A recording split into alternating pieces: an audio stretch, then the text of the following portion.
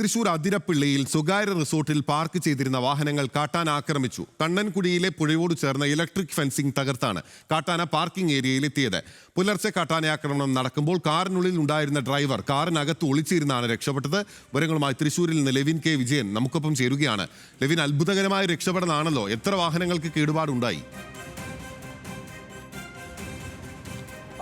ബിനിൽ 3-ലേറെ കാറുകൾക്കാണ് കേടുപാട് ഉണ്ടായിട്ടുള്ളത്. 3 കാറുകളിൽ ആന തട്ടുകയും ഈ നാശനഷ്ടം ഉണ്ടാക്കുകയും ചെയ്തു. മറ്റൊരു കാറിന് കൂടി സാരമായ കേടുപാടുകൾ ഉണ്ടായിട്ടുണ്ട്. ഇന്ന് പുലർച്ചെ 3:30യോടുകൂടിയാണ്, നമുക്ക് ആ CCTV ദൃശ്യങ്ങൾ കാണാം, 3:30യോടുകൂടിയാണ് ചാലക്കുടി ആതിരപ്പള്ളിയിലെ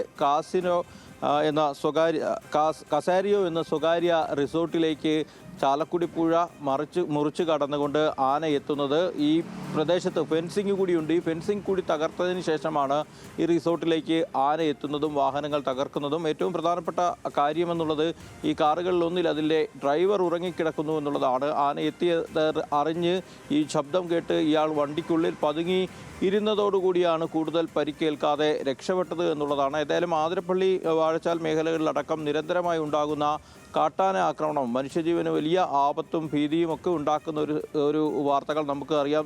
ഒന്നില്ലാതെ എല്ലാ ദിവസങ്ങളിലും, അല്ലെങ്കിൽ ഒന്നിടവിട്ട മിക്കവാറും എല്ലാ ദിവസങ്ങളിലും ഇത് സംബന്ധിച്ച വാർത്തകളും നമ്മൾ റിപ്പോർട്ട് ചെയ്യാറുള്ളതാണ്. അതിൻ്റെ ഒരു ഒടുവിലത്തെ ഉദാഹരണമാണ് ഇത്തരത്തിൽ ആനയുടെ ആക്രമണം ഉണ്ടായത്. ആതിരപ്പള്ളി പോലീസ് സ്റ്റേഷനിലടക്കം നിരന്തരമായി ഇത്തരത്തിൽ കാട്ടാനകൾ എത്തുന്നതും മറ്റും ഉദ്യോഗസ്ഥർക്ക് പോലും തടസ്സമാണ്. പ്രദേശവാസികളുടെ ദുരിതം പറയുകയും വേണ്ട.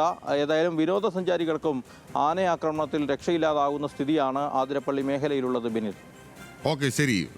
തീർച്ചയായും ലെവിൻ പറഞ്ഞതുപോലെ വിനോദസഞ്ചാരികൾക്കും കാട്ടാനാക്രമണത്തിൽ നിന്ന് രക്ഷയില്ലാത്ത ഒരു സാഹചര്യമാണ് ഇപ്പോൾ ആതിരപ്പള്ളിയിൽ നിലനിൽക്കുന്നത് എന്നുള്ളതാണ്. 3 വാഹനങ്ങളാണ് ഇപ്പോൾ ആന തകർത്തിരിക്കുന്നത്. ലെവിൻ കെ വിജയനാണ് വിവരങ്ങൾ നൽകാൻ നമുക്കൊപ്പം ചേർന്നത്.